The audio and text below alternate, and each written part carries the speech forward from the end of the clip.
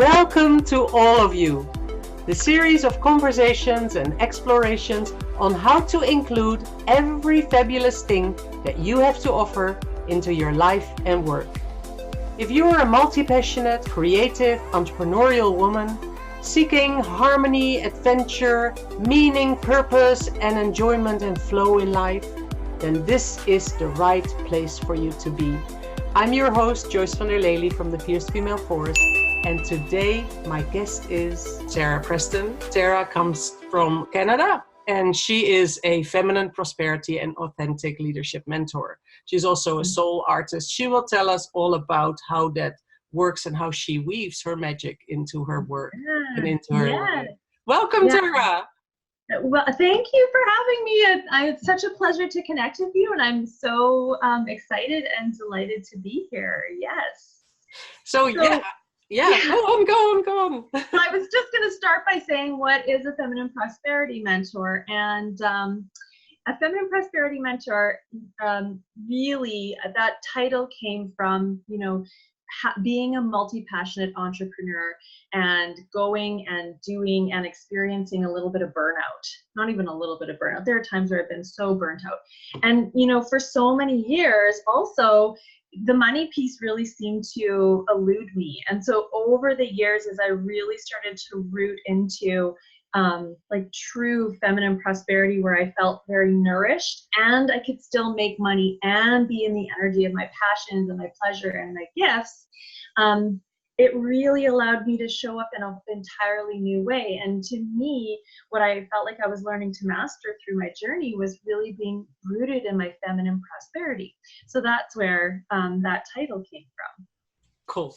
That was exactly the question I was going to ask anyway. Okay, cool. Good. We're reading each other's minds already. Yeah. So tell me, you mentioned something really important, and that is something that I have experienced, and sometimes still I have to keep track that it doesn't happen again. That burnout.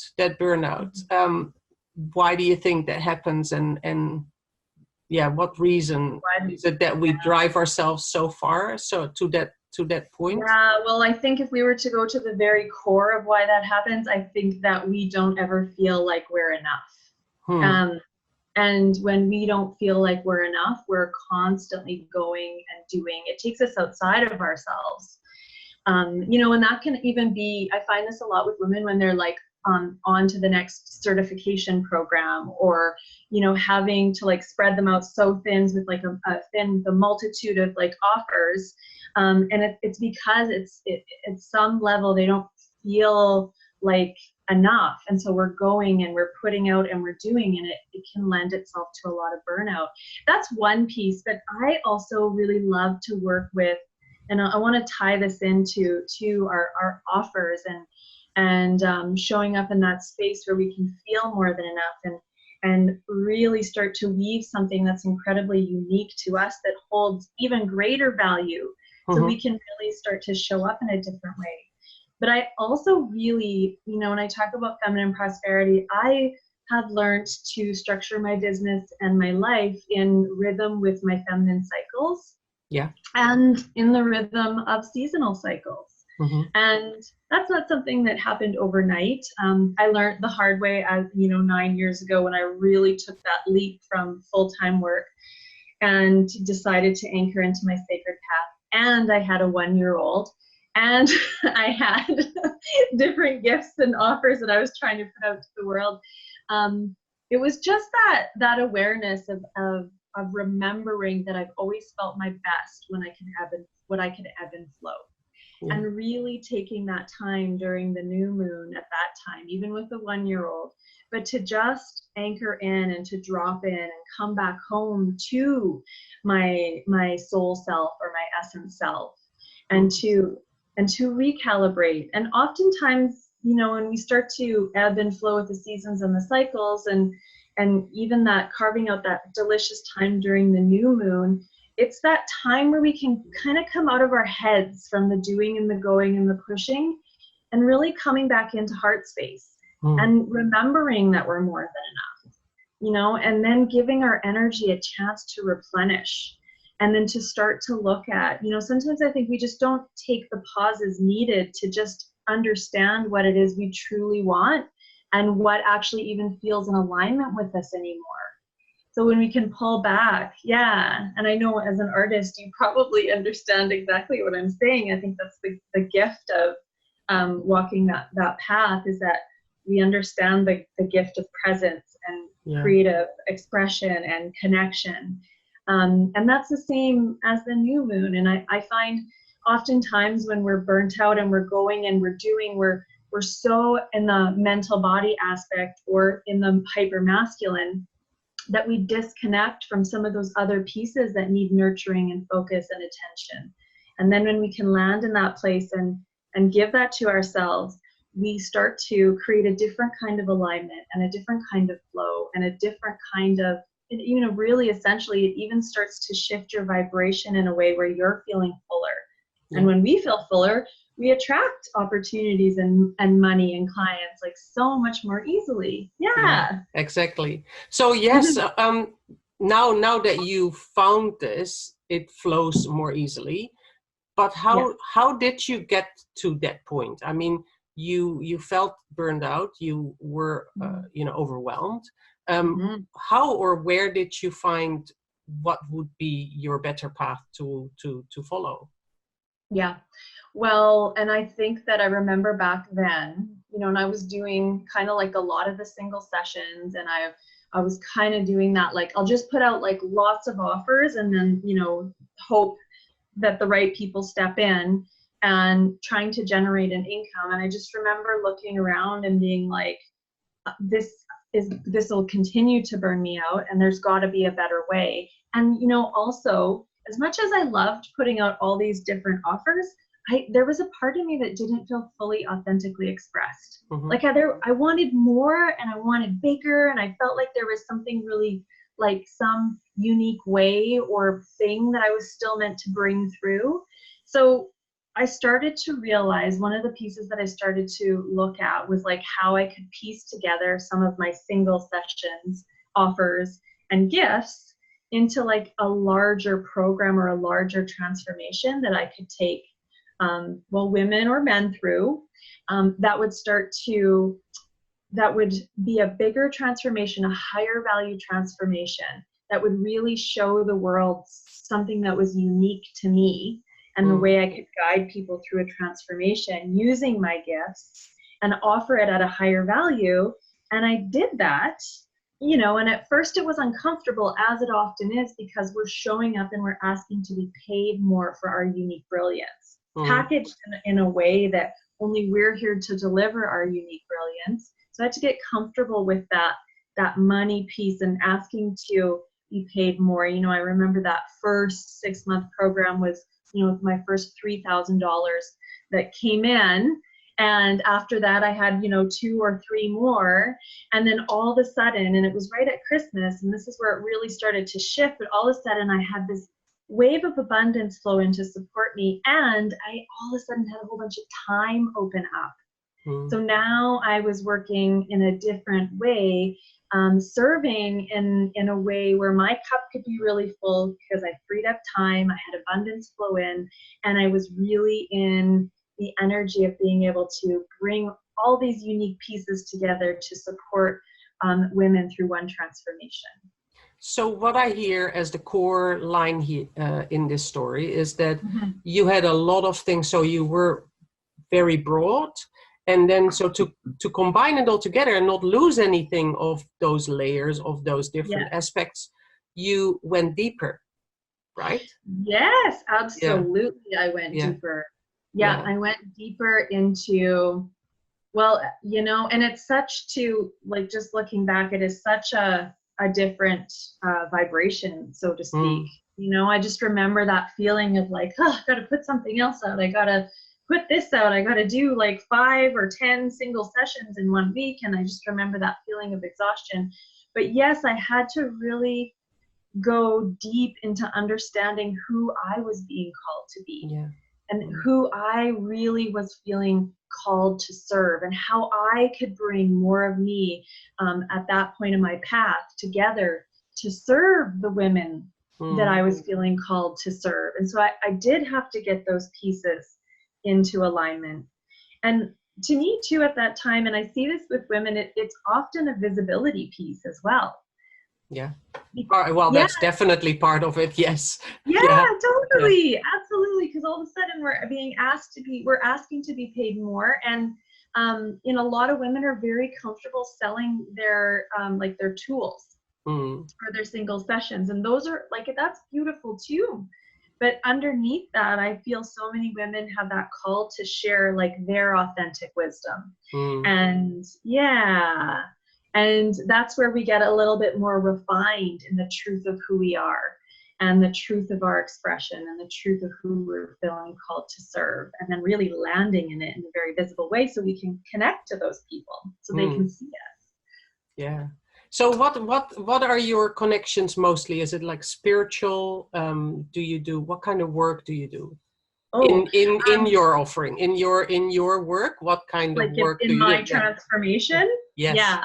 So yeah, and you know, it's interesting because it's kind of been an evolution of like my first transformation, and now it's been, you know, 6 or 7 years to now.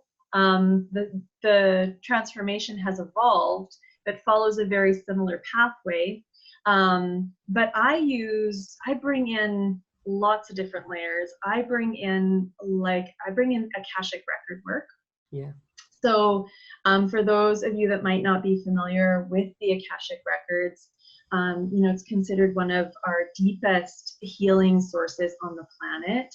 And so this is particularly well aligned for women that are traveling their sacred path and really feel called to step into their evolution.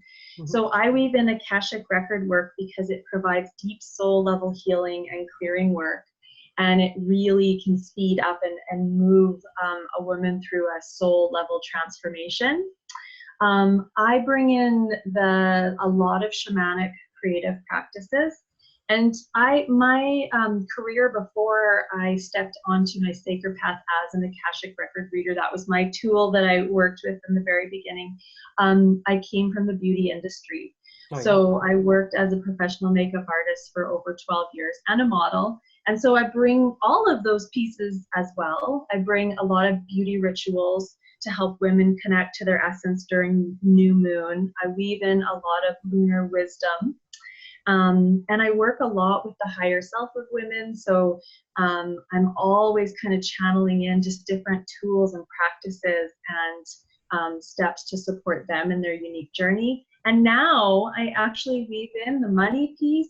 And then I also weave in the helping them to create their signature offers so that they can take all those pieces but weave it into something that's very magical and aligned for them so they can open up an income stream that's much more powerful and supportive and allows them to show up in the world as that next level expression. So yeah, those are some of the pieces.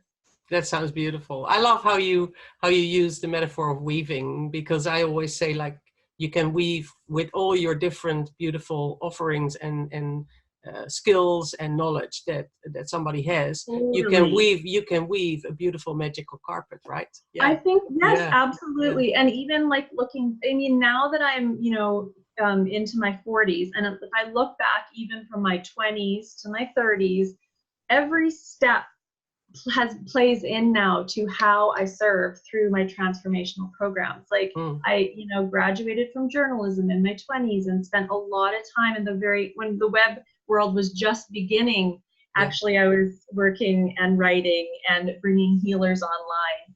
And that's 20 years ago, but it plays in, it was a step, and it plays into the unique transformation that only I'm here to offer. So yeah, I think when we talk about weaving, it is, and we're looking at bringing all of who we are into some unique expression of us. I think it's our life experiences, it's our wisdom, it's our gifts, it's our message, it's our tools, and we bring it all together into something that is signature to us, and something that creates so much more value and has so much more potency. I think, you know, people are ready to transform their lives. And so as artists and creatives and healers and guides, we have a huge amount of power in our ability to do that and hold space for big transformation. Why do you think so many people are looking for transformations? Well, I think that we're just at this point on the planet where collectively we are evolving. And I think that there's still a lot of pain. And I think that a lot of people have a deeper desire to escape or shift out of an inauthentic life, the life that doesn't truly feel happy to them, where they are working hard, where they're not feeling fed with the type of intimacy that they truly want, or where they don't have the freedom yet to create life on their terms. You know, we're divine beings having a human experience. So I think that, you know, we're waking up and we're remembering that we are divine beings having a human experience. And if we don't have the space in our lives to live that way, it creates pain because there's a gap that starts to form. So I think that, you know, that's a piece that I see over and over again. And yeah, I think there's a lot of layers to it. I think even like ancestrally, I think, you know, we're being asked to clear up a lot of the ancestral pain on the planet so that we can move forward in our evolution. And you know, and I think we're seeking freedom. So yeah, freedom is a nice word. Freedom just, it's not just freedom to walk around, but it's freedom of thoughts as well. I think freedom of thoughts and freedom of feeling that it is okay to be who you are. And what would you say to those that are watching and that feel at the moment that feel overwhelmed? How do you deal with overwhelm for yourself? Like if you get so many things that interest you, how do you deal with that? Yeah, for sure. And I think that's a common piece. And I'm very careful as a highly sensitive woman. And I know that I always want to show up as the best that I can for my clients. I am at this point really sensitive to not putting too much on my plate. But I've been overwhelmed. I have clients who are overwhelmed. And one of the first things that I would tell them is to celebrate their successes, right off the bat. Because I think, you know, when we're feeling overwhelmed, we want to beat ourselves up. That's really common. But just to stop and look at the successes and how much you're doing and to celebrate it. And then to look at what can be taken off your plate or to lower your expectations. Because overwhelm too is sometimes a symptom of like not feeling enough again, right? Yeah. So when we reach our high level of perfection standards, well, then we're going to feel enough, but we never really reach that high level of perfection standards. And then we're just caught in this never enough overwhelming feeling. So we want to lower our expectations. We want to celebrate the success that we are, celebrate the successes around us. And then I would always encourage the women that I work with to come back home to themselves. So one of the ways that I do this is actually through, and it's a gift offer that I have created, but it's the Radiant Morning Power Hour. Yeah. And it's a piece that I like the name already. Right? Totally. Because I think even when we're overwhelmed, it's like there is no space for us to breathe. There's no space for us to hear ourselves think. There's no space to recalibrate and get into alignment with what really matters, so we can get the clarity of what we can even take off of our plate, or where we're trying to meet the needs or the approval or the expectations of others, right? So the Radiant Morning Power Hour piece is a piece that I started to give women where, and you know, whether you have 4 kids and you're a business owner, this can still work. But is basically where you get up an hour before the house wakes up. I always see them cringe right at the beginning because they're tired. Exactly. I'm already so tired. Are you kidding? Listen, you know what? It doesn't have to be an hour right at the beginning, but even if it's 20 minutes or half an hour before the house wakes, and there's some magic there because it's quiet and you can drop in and you can connect to source and you can connect down to Mother Earth and you can just listen. And women will do the Radiant Morning Power Hour and they feel like they've taken back some control. They're harnessing their energy, but they often feel more energized. They're like, I feel really good. And I'm like, yeah, exactly. And then it helps them to navigate their day and their energy in a totally different way.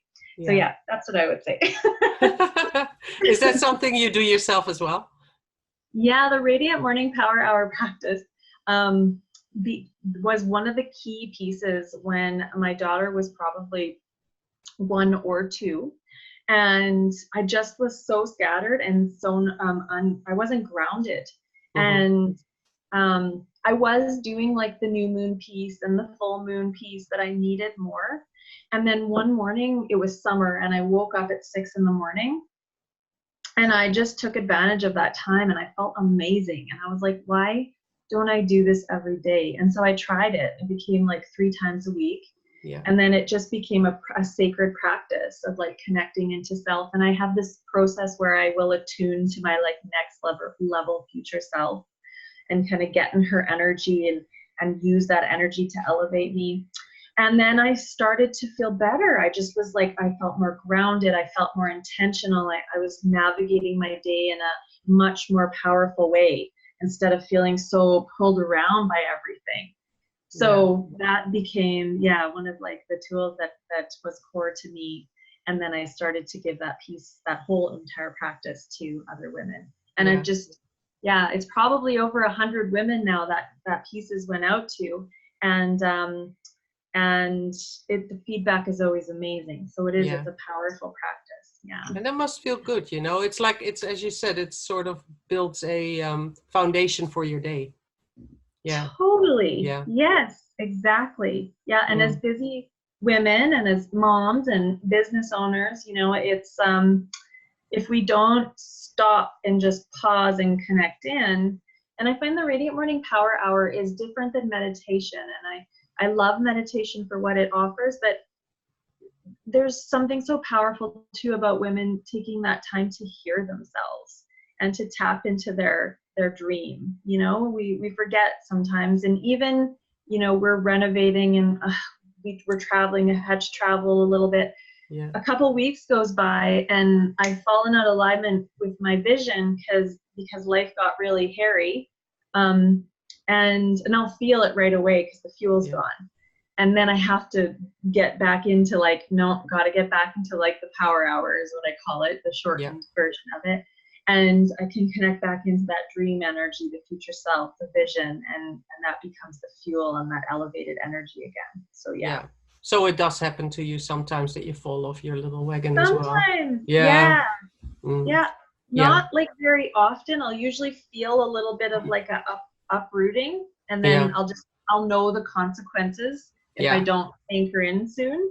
So I've done that a few times, and then it takes longer to get back into it. Do you have a practice as well?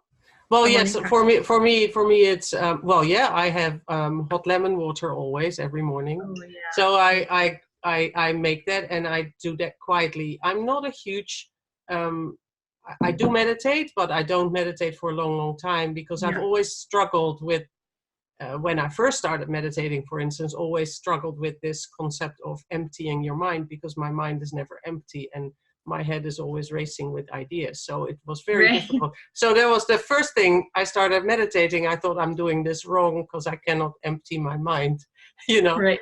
Yeah. And then instead of a pleasurable experience, it became another thing that I would beat myself up about, you know. So now I do have this, like, I do take the morning slow. I start making my lemon water, and I do my morning papers. I do scribble and write, and I usually start with writing a little bit, and then I do some scribble, doodling, sketching, whatever comes out, and that's how I start my day.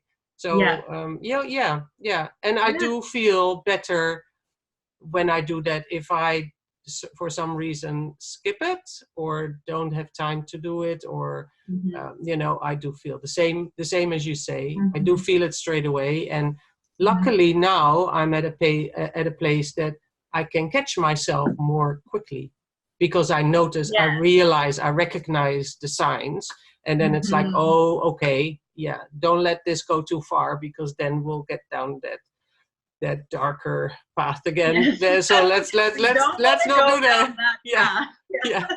So you know, I mean, that's the thing, you know, you get more experience. It doesn't say that it will never come up for you anymore, or that things, but you can recognize it more quickly. Well, I can recognize it more quickly and act upon it. Yeah. Yes, Yeah. absolutely. Yeah. Yeah. And for me too, it's that time kind of bringing it back into the feminine, but I think it's that time too. It's not like I'm always doing something, and I'll always say this to women too, you know, the carving out that time in that space is kind of like for whatever you need. And this isn't specific to like overwhelm, but sometimes for me, it's like just bringing in the sensuality piece, like where I'm actually just like using my senses to become present. So lighting a candle, bringing in essential oil, bringing in beautiful music, and then just like letting my body move and getting back into my body out of my head. And then again, it's just another way to come back into the core of who we are and that physical, more embodied aspect of ourselves. And I think it's also important in this, the world seems to get faster and faster and faster. And this is a way to slow down. I think that is, at the moment, I feel that is very important, that slowing down part. And that, so yeah, the whole way of how the world is running and chasing everything is so fast. Totally. Well, and I have to, you know, really when I'm speaking about feminine prosperity too, it's like our presence is our power. Like that's where we really, when we're present and in our body and connected and aligned and intentional, it's like our presence is very magnetic. And it really does start by, you know, taking ourselves out of the go, go, go, do, spreading ourselves thin, and then bringing ourselves back into the presence. Yeah. You know, and the feminine has a very long history of being very undervalued on the planet. So when we can actually bring ourselves back into that space of presence and remind ourselves that we are more than enough, right here in this space of presence without having to do anything, we are more than enough. And that is exactly it. Like the presence is power, and we are more than enough without having to do anything.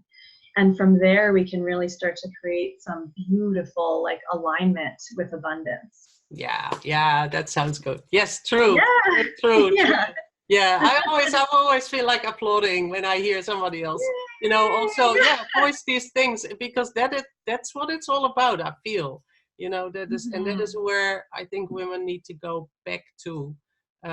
You say in history, women have been undervalued, but if you go further back, they were the healers, they were the shamans, they were, you know, they were the wise ones in the, in those. That's right. So that's right. Absolutely. And, you know, part of that feeling of not enough and feeling undervalued, the thing is that oftentimes the feminine is actually, you know, just based on my experience of working with women over the last 2 decades, you know, we'll search for it outside of ourselves through seeking the need of approval and through meeting the expectations of others. And in order to reverse it, we actually have to find it within. We have to like root, right back into it and remember our power as sacred women. And it starts with us, and we can really land in it. And that's, again, that presence piece and exactly what you're saying. Yeah, and then we can bloom and flourish from there. Exactly. Yes, and that is what we all want everybody really to do, right? Yes. So include all your fabulous offerings, whether it be blooms or fruits or leaves or, you know, whatever. Yes. I'm just going into the tree metaphor now. You can totally go into the tree metaphor. I love it. Absolutely. Yeah, you know, it's just not like I don't have more than one offer. But I think I see where you're going with the metaphor, is putting all of it into something really beautiful. Well, if you are a tree, like imagine you're a tree. A tree has branches, and then it grows leaves, and then it grows flower. It could flower, and it could have nuts or fruit, or, you know. Totally. Yes, exactly. Yes, it becomes abundant and fruitful. And then it becomes a haven for others, because then you get birds coming, you know, and it attracts. So yes, I can go into little stories like that. It's just I love it. But that's essentially it. Exactly. When we really come into our own inner source of knowing that we're more than enough, our own inner source of love for self and connection to spirit, and valuing our gifts Yeah. and the sacredness of the work we feel called to do in the world. And when we can really start to remember that we start to amplify our frequency, our vibration, and it becomes so fertile. And yes, exactly. Yes. And then we do start to flourish, and it does become a haven, and it becomes so attractive to the bees and to clients. And yeah. Because I also just recently read this and saw this little clip about the trees having a root system that they communicate with each other, and they call it the wood wide web or something like that. And I thought, I've always loved trees, and when I read that, I thought, wow, this is amazing. And it so feels the same with women reaching out, like connecting like we are doing now, reaching out all over the world, and making these connections and communicating and sharing. And I just really love those kind of absolutely synchronicities. Yeah, beautiful. And to me it feels like it's the new paradigm. Like we're born to flourish, where women are flourishing in service and making and receiving abundance. And it kind of, if we can do it, if we can root into it, and other women start to feel that vibration and see and sense that's available to them too, then we can all link arms and totally and rise in this new prosperous paradigm. I agree. Yes. So you have a couple of programs that you have available, and for everybody that is watching, all the information on Tara's website and the things that she has to offer are all key, so you can follow all that. And she has a beautiful gift as well, don't you? Yes, I do. Well, I think I left the akashicfutureself.com link, and this is a beautiful practice for the woman who is feeling that call to step into that version of herself that she sees she's serving at a higher level. She's feeling abundant, but you want to connect into her and just activate her. And this is actually a process that I've used again with many, many women, where you actually activate the timeline of your future self through the Akashic records, and it initiates a journey. It initiates a journey, and it's a tool that you can use daily. Can I leave the Radiant Morning Power Hour practice URL just because we talked about it? Oh, we can put buttons in that people can just click. Okay, cool. Yeah. So yeah, it's a tool that you can use in your own morning practice, just like we were talking about. So yeah, that's it. Cool. Awesome. Yes. So underneath this video, you will find the button that will take you click. Oh, wonderful. Just there. And please check out everything else here on the page about Tara and her offerings, and where you can find more about her. Find out more about her and everything that she does. I love what you're doing, and the way you have included everything into your life and into your work. Thank you. And for sharing your wisdom with us today. Thank you. It was such a joy to be here with you. Thank you so much. And thank all of you for tuning in, watching, and being here with us. Check your inbox tomorrow for more information on the All of You series of conversations and explorations, to find out more on what you can do with your beautiful multi-passionate life. Thank you for being here, and thank you again, Tara. Thank you. It's been really a pleasure. Yeah.